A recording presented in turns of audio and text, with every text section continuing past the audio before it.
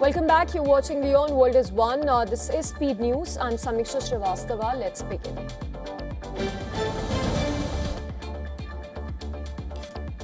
President Donald Trump has threatened to bomb Oman if it creates obstacle for his administration's talks with Iran. The latest threats by President Trump came during a phone interview with Fox News. The US and Oman have been negotiating separately with Iran to reopen the Strait of Hormuz. Earlier in the day, Iranian officials said that they were very close to finalizing a deal with Oman. And this while the future of talks between the US and Iran is still unclear, as a 60-day memorandum of understanding between the two sides has ended.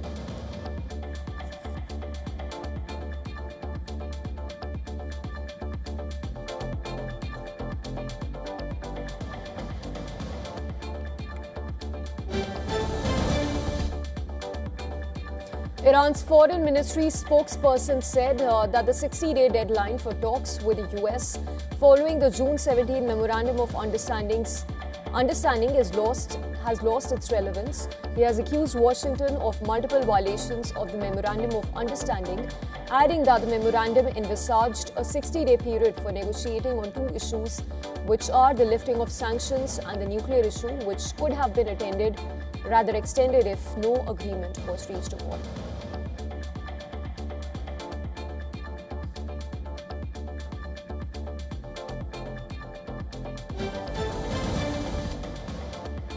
Hundreds of vessels with thousands of seafarers were still stranded in the Strait of Hormuz amid high tensions between Iran and the US. Vessels loaded with containers and oil tankers were seen standstill on Monday.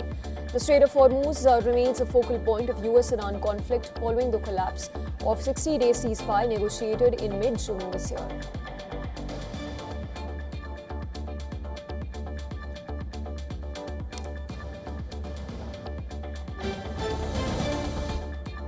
Israeli President Isaac Herzog met US Special Envoy Jared Kushner and the Board of Peace High Representative Nikolay Mladenov in Jerusalem. Israeli President said that he was grateful for the ongoing efforts of President Trump's Special Envoy in advancing to the next stages in Gaza in accordance with President Trump's plan.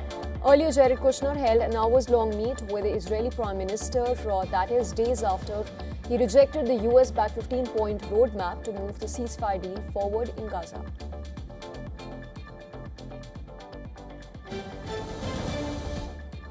A court in Russia convicted a prominent opposition politician for speaking out against the conflict in Ukraine and sentenced him to 11 years and 1 month in prison in the latest crackdown leading up to next month's parliamentary elections. The verdict against Lev Schlossberg is the latest effort by the Kremlin to stifle dissent since Russia started its military operation in the neighboring country in February of 2022. Schlossberg is deputy chairman of the opposition party Yabloko.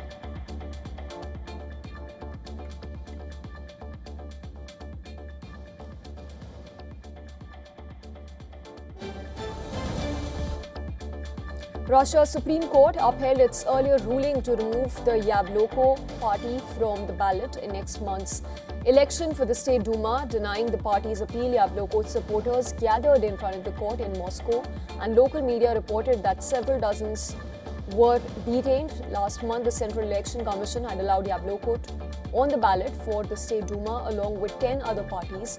In fact, in recent years, Yabloko was the only registered opposition party that objected Russia's conflict with Ukraine.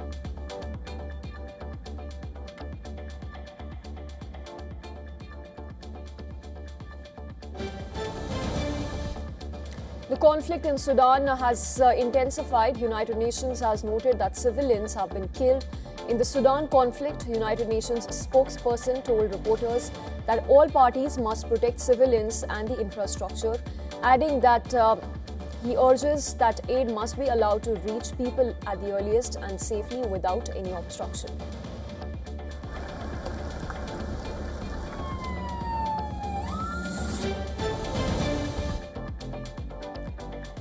President Donald Trump has again called for stricter voter identification rules in America. This time, Trump has cited India's election system as an example.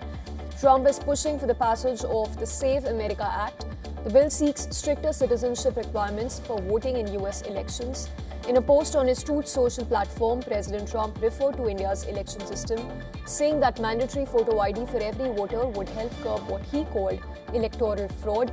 Trump even pointed to India's use of postal ballots, saying less than 1% of voters used postal ballots in India's recent general election.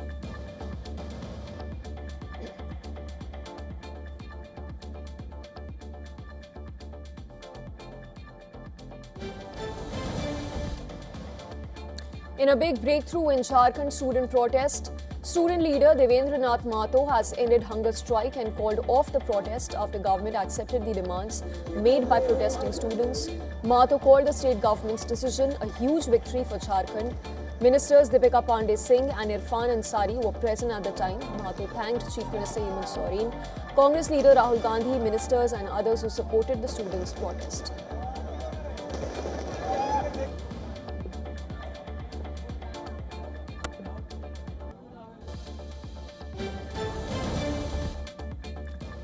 Chief Minister Hemant Soren has announced a wider review of government recruitment examinations in Jharkhand. The Jharkhand cabinet has cancelled examinations conducted since 2014 by private firm PDPI. The Chief Minister said that the cabinet has also decided to cancel JPSC and JSSC CJL examinations. Another key announcement was that all exam discrepancies since 2014 will be investigated by the CID. The state government has decided to form a committee for reforms under the chairmanship of IAS officer Amitabh Kaushal. Chief Minister Hemant Soren has said that the government will introduce strong legislation in their interest soon, adding that the move is aimed at addressing the concerns raised by students and job aspirants.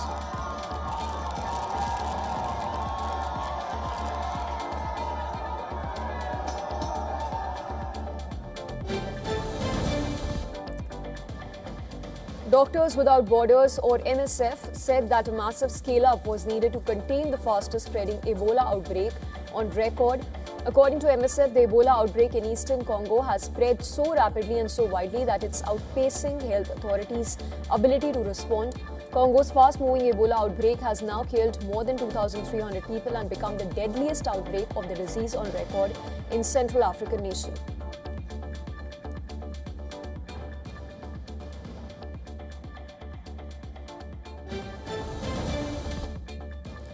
Belgium is battling one of its largest wildfires despite cooler weather and rains. The blaze in the High Fence Nature Reserve is moving near Germany, which is about 8 kilometers away. The deadly wildfire has burned around 30 square kilometers or about 12 square miles. Forest officials say that the blaze is dangerous because in areas of peat bog, fires can remain dormant and reignite in other places. The area is also the site of World War II battles, raising fears that unexploded ordnance near the German border could be ignited if the fires are not brought under control. Firefighters from several countries are assisting, but some areas remain inaccessible.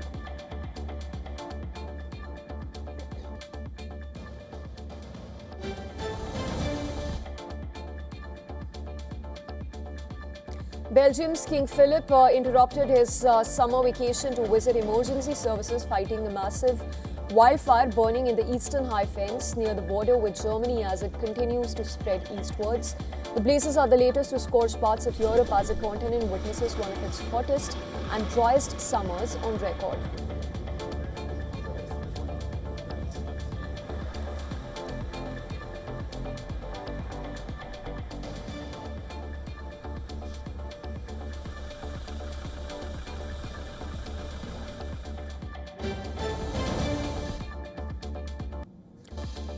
Hurricane Lala weakened to a tropical storm after its eye wall skirted Hawaii without making a landfall.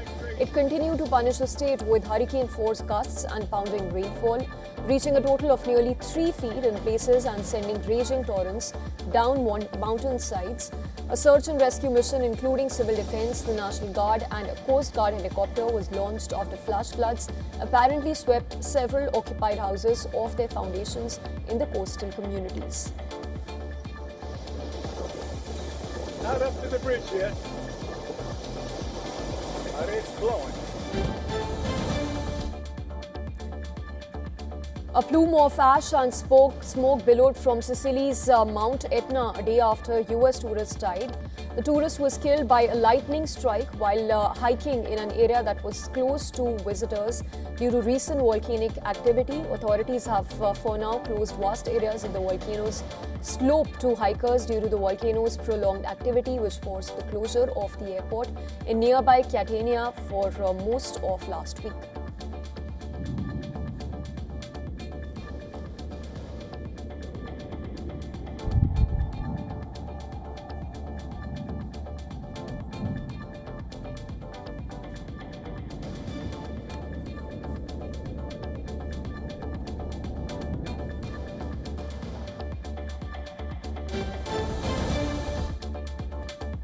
Shifting focus to the world of business, Asian markets traded mixed on Tuesday, with South Korea's Kospi jumping more than 1%, while Japan's Nikkei 225 fell about 1%. Australia's S&P ASX 200 rose 0.2%, while Hong Kong's Hang Seng Index and China's CSI 300 edged lower. Investor sentiment remained fragile as US-Iran tensions persisted after ceasefire talks stalled, pushing oil prices higher and raising concerns over inflation.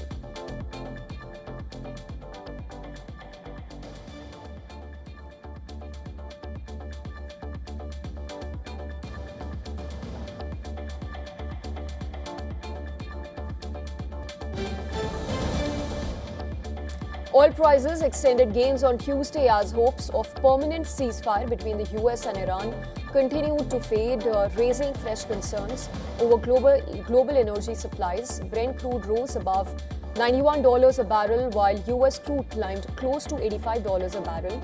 Iran said it would adopt a fully offensive military posture after talks to end the conflict stalled, while Washington ruled out extending a temporary ceasefire.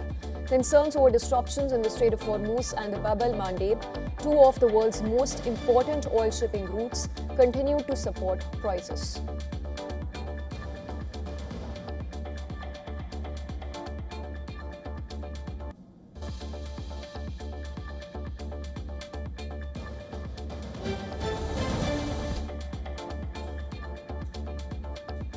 The US dollar hovered near multi-month lows as weaker economic data reduced expectations of a near-term Federal Reserve rate hike.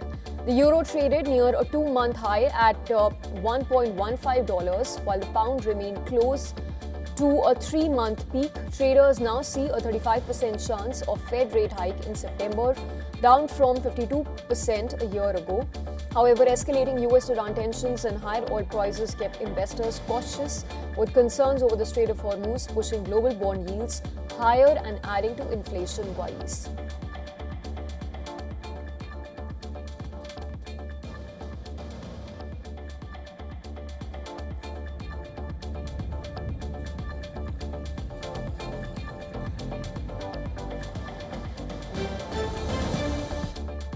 In news from the world of tech, ByteDance and the Motion Picture Association, or MPA, have signed an agreement to strengthen copyright protections on ByteDance's AI generation models.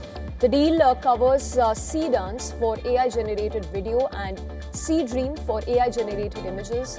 The agreement follows a cease and desist letter sent by MPA in the month of February, after Disney and other Hollywood studios raised concerns that the tools could generate copyrighted characters and celebrity likeness without permission.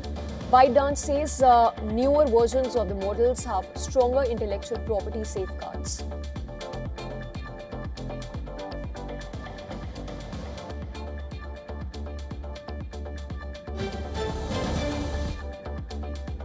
GitHub, the Microsoft-owned developer platform, faced a major outage on 17th of August. Errors began around 9:40 a.m. Local time and continued for several hours that affected web experiences, API requests, pull requests, and webhooks. GitHub also reported issues with the Copilot, its AI-powered coding assist. At one point, around 20% of web and API traffic was returning errors, while archive and raw repository downloads saw error rates at about 50%. GitHub later said that it had identified the problematic component and taken corrective measures. Most services were restored, with the company giving the all clear around 5:15 p.m.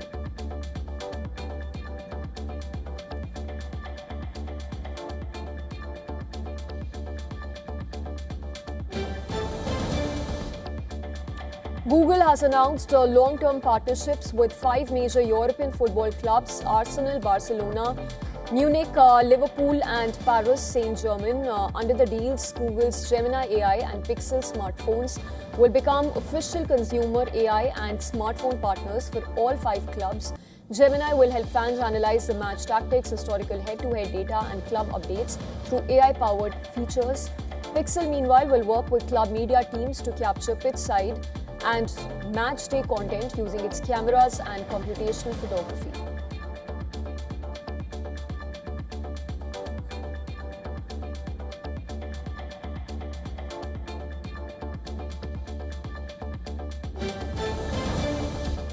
Shifting focus to the world of sports, India's wait for a first Hockey World Cup win over England since 1994 is still on, with the men in blue having surrendered a half-time lead to go down 4-2 in Amstelveen. India looked in control of the break, leading 2-1 in their Pool D clash, but England struck 3 times after the interval to complete the turnaround. The result extends India's winless run against England at the World Cup to 32 years. India remains second in Pool D with 3 points. England moved top. India will now turn their attention to arch rivals Pakistan in their final pool match on Wednesday.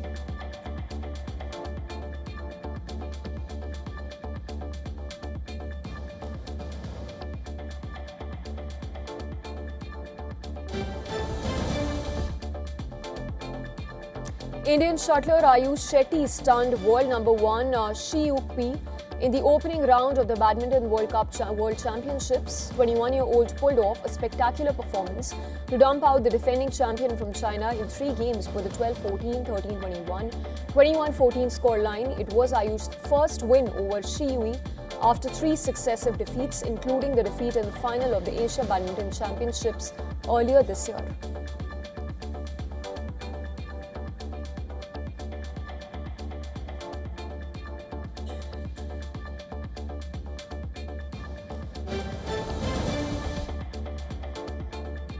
Former champion PV Sindhu has marched into the second round of the Badminton World Championship with a comfortable win over Ireland's Sophia Noble. Sindhu, a 5-time championship medalist, did not need to get out of second gear in her 21-7, 21-11 victory over the debutant. The match lasted only 29 minutes as Sindhu dictated proceedings from the get-go. Noble gave a better account of herself in the second game, but Sindhu proved to be too strong as the Indian won 10 of the last 13 points to wrap up the triumph. Sindhu will next face Canadian and world number 49 Wen Yu Zhang in round of 32.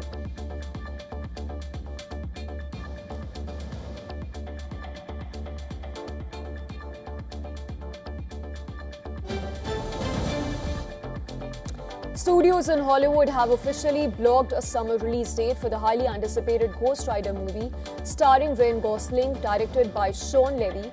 The film is scheduled to hit theaters on 28th of July next year. The supernatural superhero feature is strategically of 2028. The movie is strategically slotted between an upcoming untitled X-Men reboot and Black Panther 3, rounding out to a massive year for the Marvel Cinematic Universe.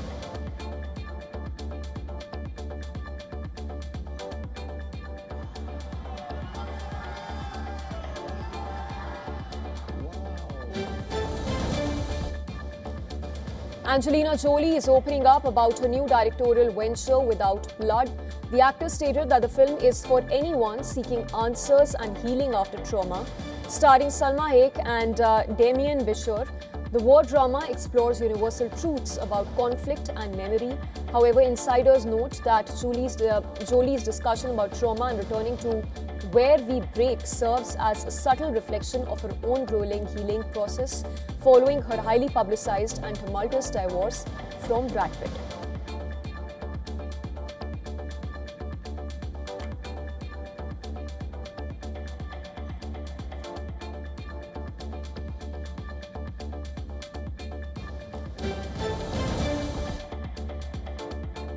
Indian actor Ashwin Mushran, who is known for his roles in Lage Rao Munna Bhai and Fashion, was reportedly involved in a serious road accident in Goa. According to police, a vehicle carrying Mushran and his wife collided with a two-wheeler, leaving a father and son severely injured. A case has been registered against Mushran's driver.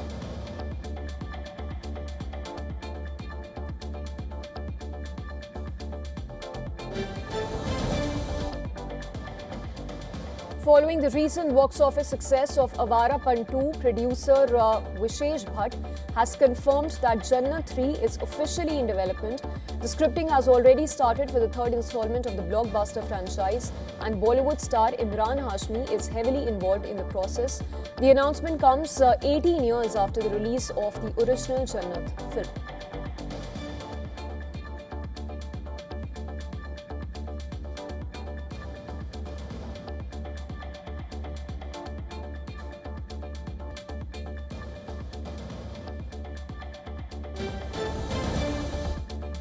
Indian director Zoya Akhtar has confirmed that a sequel to the 2011 cult classic Zindagi Na Milegi Dobara is in the works.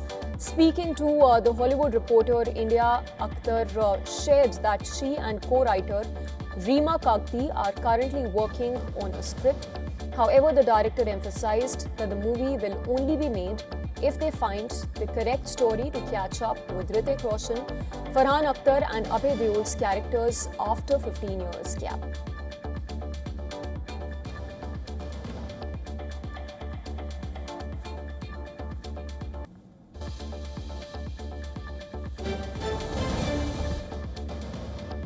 After a theatrical run in May 2026, the family-friendly fantasy adventure The Great Grand Superhero Aliens Ka Agman is heading to streaming.